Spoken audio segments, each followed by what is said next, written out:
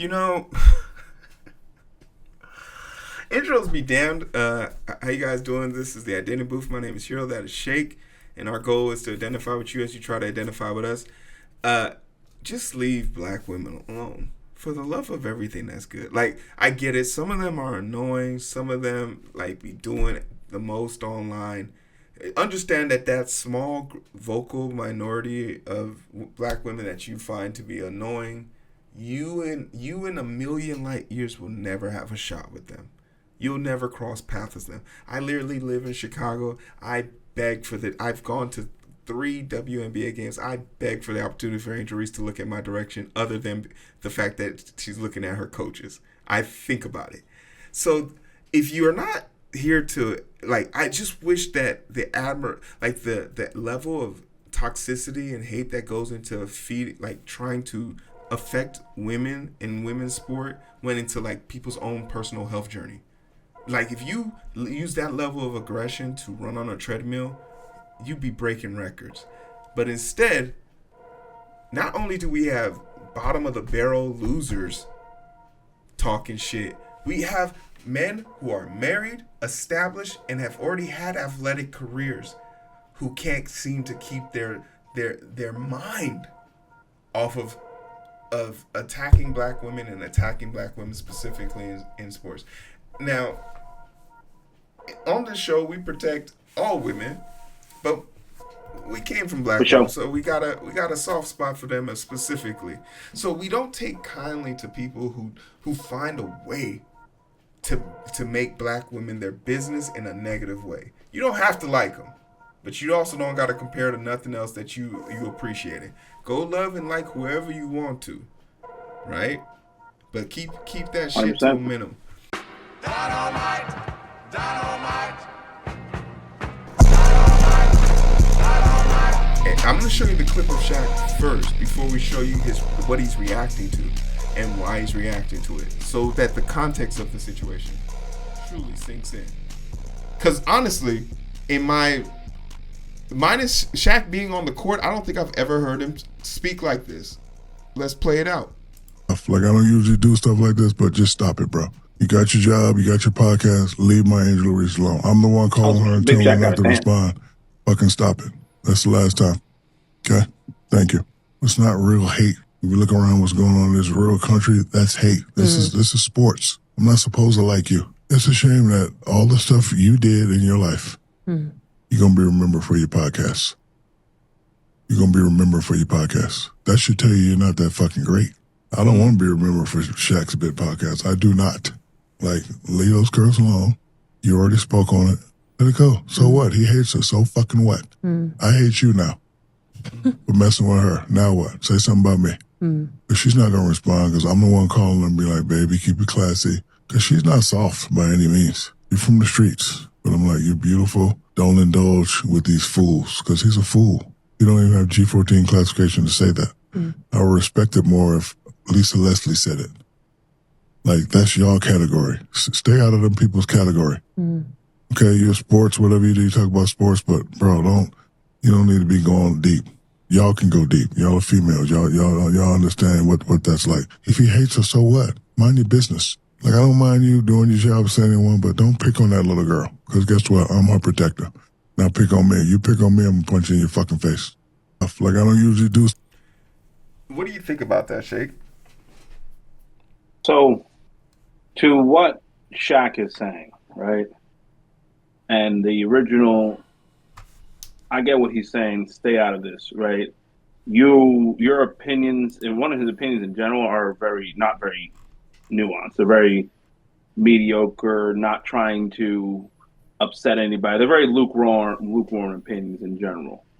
Now, to this post, right? So I saw the post when he first posted it.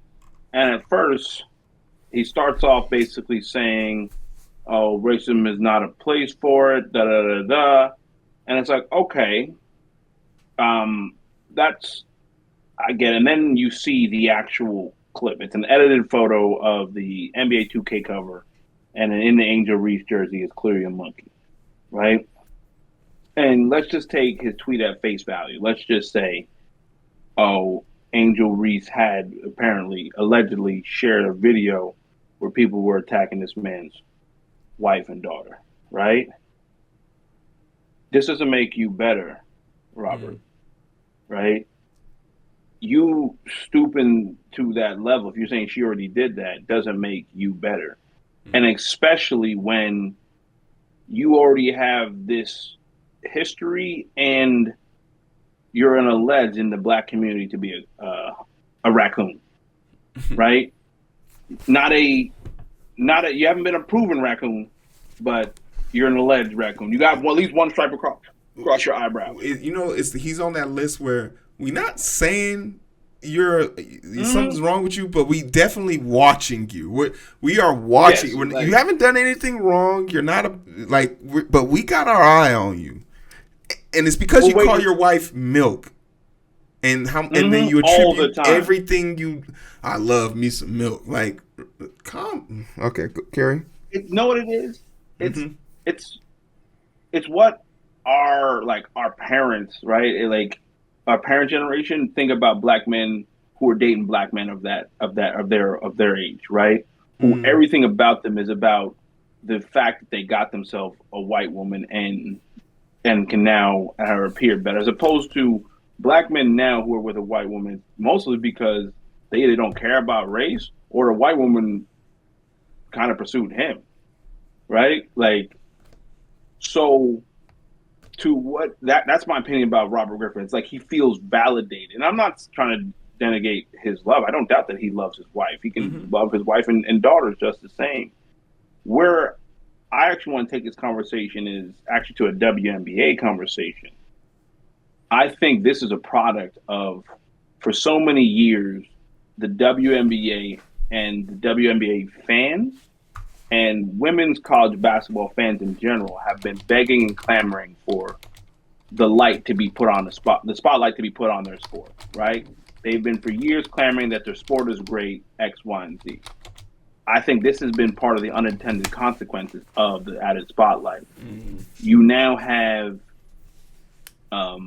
people who have no business talking about the sport and what's going on in the sport, right? For money, because he technically has a job in some level, right? Who are talking about it. Shaq included. Shaq has nothing to do, has no idea about women's basketball, right? He legitimately believed that dunking. I don't think that's fair. I don't think that's fair. No, like if you legitimately believe dunking is what would get the women's game be better, no, it wouldn't. It's not. Like that's not. They're not capable. You're asking them to do something 90% of them are not capable of, right? And look at the regular NBA. Dunking is not what brings people in anymore. It's the shooters. Because that's the point.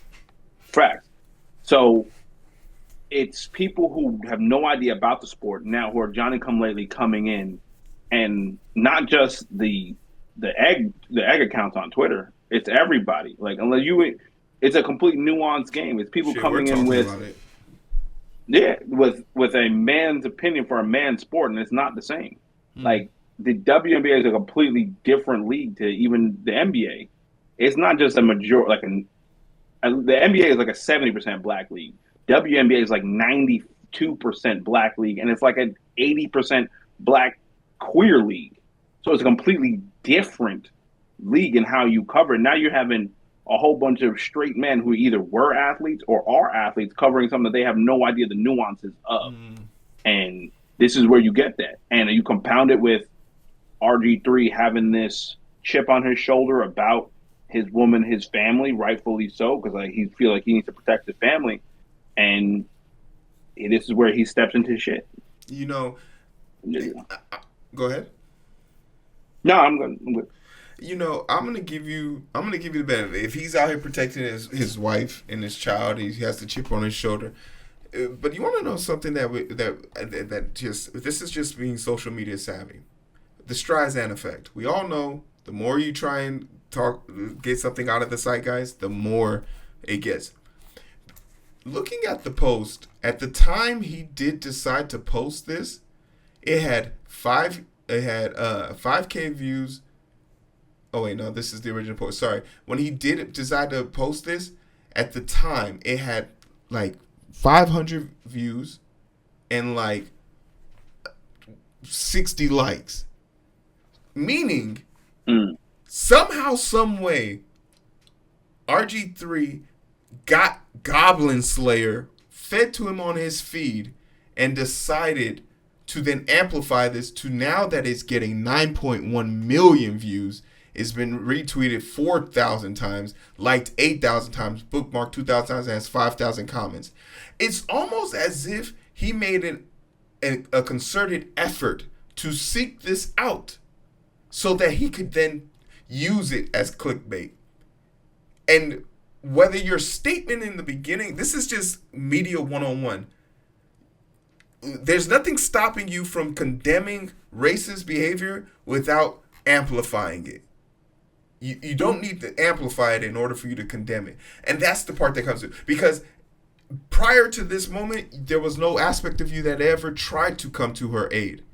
And then the way you try to come to her aid is by first stabbing her and then extending the arm. And that's the part that seems disingenuous. That's the part that seems like it was plotted. That's the part that seems like it's not authentic. It doesn't seem like he's trying to protect her. When did, in this country as a whole, when did the like forest fire approach become the standard online approach? You know how, like, when there's a forest fire that they're having trouble containing using water, they'll then start a controlled burn like a certain distance away to suck the oxygen away from one, and you could potentially control two fires. But the problem is sometimes you now just create one mega fire when they join if you can't control them. It seems like that's what he did, right? There was a fire, which, again, I have not, and I apologize for not doing more research. I never found this video that he's talking about, right? Where he's talking about he felt like his wife, and he does have 4 girls, right? 4 young girls under 10. So I understand as a father of any children, but they're 4 young girls. If somebody is presenting a video where you feel like they're putting your family in danger, I can understand being mad. But like you said, this doesn't make you didn't make the situation better, right? So even if he didn't search this out and it just happened to be on his feed, right? Because like he probably don't. If let's say she did post a video like he don't like her, I can understand not liking somebody, and he posted it. But you're right. That moment when he posted, there's no way he doesn't know his platform is going to make that massive, right? A post that no one had seen. It'd be one thing if it already had 10, 20,000, like 20,000 views. So it was already starting to go viral on this one. I'm not saying it's better, but clearly you were the injector that made this go viral. You were the small controlled fire that got sucked up by the big, you made it a bigger fire. Yeah. 100%. So, and honestly, I think what's best for RG3, he should just fade he would be into the perfect male Candace. No, he would be the perfect male Candace Owens. Right? Because hear me out. He has the braids. He's like, his father was in the military. He speaks well enough, right? He would be the perfect male Candace Owens.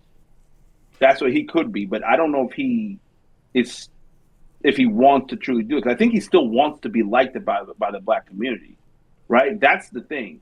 Unlike Candace, she doesn't truly want to be liked by us, right? She thinks she's the medicine that we need. He wants to still, like, it's like O.J. Simpson. O.J. didn't want to be liked by us, right? He like want to be liked by white people. I'm not black, I'm O.J. Yeah. Where he still wants to be liked by us, right? At the end of the day. And he can't decide. Well, it's because in large part, unlike Candace Owens, RG3 survives off of black culture. His existence, him being relatively important is based on his ability to bro culture, being black. So like, this is how RG3 manages to usurp those allegations of coonerism, right? Is because he does have a good lining. He does dress a certain way. He does play. He's the quarterback. He was the quarterback, right? He managed to fulfill the physical and outward appearance of being cool. Heisman winner. Heisman winner. So the problem is The problem is what happens when your ulterior motives start to seep through the cracks. What happens when you can't contain yourself or control yourself from just banter? And like RG3 has to be our age, so and Angel Reese is in her 20s.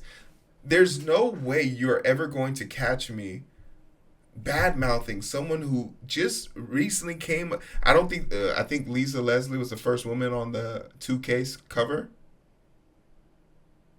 and now when they decide to make a return to it, it's the representative of black women, because there would have been an easy shot to put Caitlin Clark up there. Easy shot.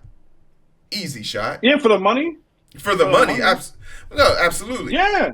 So, he's 35. Yeah, so I'm older than him. So it's just crazy that the level of sophistication we have right here on a podcast, this person who's media trained doesn't have it. This person who is media trained doesn't have it. It's crazy.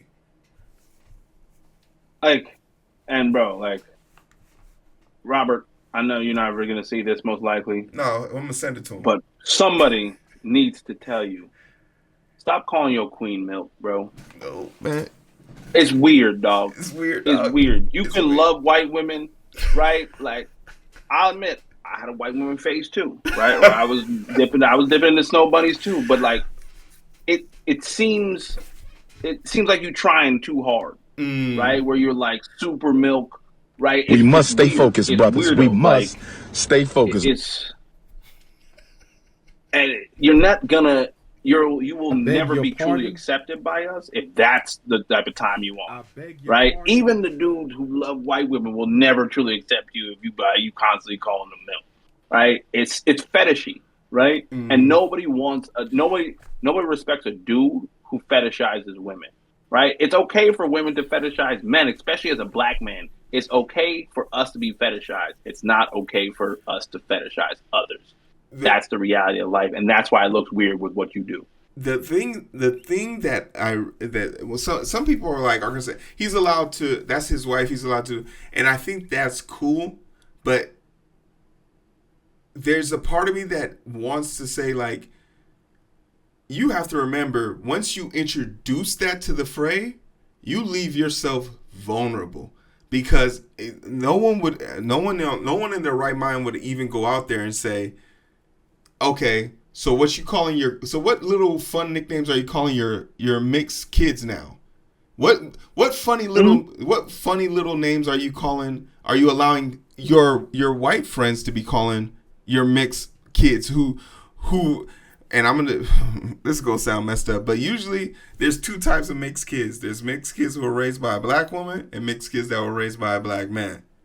And in a world where if I had to choose, I always want a black woman to have raised mixed kids, like, because there's certain things those kids will then inherently understand and know about culture that most men don't have the emotional capacity to really speak to in those situations. So it is weird. Stop doing it.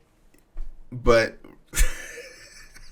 last thing I'll end on a joke is, speaking of, because you remind me, so I saw an Instagram reel the other day, and if I find it, I remember it was this white woman. She clearly got a black man because she got biracial daughters, and she's like, when your hair is in a messy bun 90% of the time, but you're not gonna let your daughter go in there with her hair messed up. And white woman with her hair in a regular messed up bun, she got her biracial daughter hair slicked back and braid. She knows how to cornrow. That white woman do is up. She's like, I'm not being that white woman who has a black daughter out in the streets and get made fun of. Right? Like, because I promise you that's the one thing I'm gonna judge. That's the one thing I'm gonna judge. If I see you as a white couple, as a white person carrying a mixed child and their hair is not kept, I might call CPS on you, because it's just not right. But I promise you, I will say this for North Chicago. Those mixed kids I be walking around, they should be sharp. One time I saw a woman stop, size her kid up, and say, "Okay, you good." Before we go in this Target, before we go in this Whole Food, because of that, like, so he, like, to the chat, yes, he calls her milk, and like, for those who aren't on the internet, that is usually what you call a white woman. And it's not, you don't usually call your wife your white wife milk, right? A tall glass of milk. That's usually what you call. That's usually what they call like just a random white snow bunny, right? Yeah. It's weird. It's weird. It's not as much of a. It is a positive term of endearment, but it's not a true positive term of endearment you would call your wife, who is the mother of your 4 kids, right? Like 4 daughters. It's not. That's where it's weird. Where it's like, yeah, that's something like a 20-something-year-old dude would say about his white woman, right? And even then, you're like, okay, one time, but you keep making reels and TikToks of it. You could just call her beautiful. Like there would be no one would shun you for saying my beautiful wife. That especially from a sportscaster perspective. Like anytime you think about like a situation where a man has to relate about my beautiful wife, my intelligent, strong, beautiful wife. Like those are all terms. It's the fact that you decide to bring these pet names into the real world. Because like there's a part of me that very much feels like whenever you have to insert someone's race to preface your affection to them, is weird. It's like someone saying, oh, I'm good at this person. I really know this person. He's really good at math. I'm gonna call him over, and then as he's walking away to go call the person, he turns around and stops. And says, "By the way, he's Asian." I didn't need to know that part, bro. Like, what? Wait, what? Why did you feel pressed to inform me about that? I think for me, the milk thing, it makes me wonder. Like, y'all be doing some weird race play. You know they got chains in the back. You know they got chains in the back. Yeah, not the black whips and chains that people think of Rihanna did the BDSM song. I'm talking about there's an 1800 twang right in the background type of chain. There's a banjo in the corner. There's a banjo in the corner. Exactly. There's a tattered shirt that he puts on once a month with tattered pants, right? And he got a corn cob out of his mouth. Yeah, right? And she got the little nice, like antebellum shirt. I'm the pappy. So, yes, master. That's what she be. Yes, a mistress, and he be doing that. So he be sneaking into the window. Miss a master don't see. Like that's the type of image. If you constantly calling your white queen milk, I start like, yeah, you're one of those dudes. That's the type of stuff. And here's what I think he initiated it. It's not her. I don't think. Oh yeah. I don't really think she likes it. Of what I've seen of her on social media, I think she kind of goes around it, but I don't think I think she's realizing it's weird. It's not going off over as well as. She's realizing she should have told him to stop doing it after the first kid, but now they're 4 kids in, and there's no going back. Mm-hmm. Yeah. Yeah. 100%. All right. Well, hey, that's been the Identity Booth. We try to identify what you is and identify. Stop being weird, RG3. My name's Hero. This is Shake. We'll see you on the other side.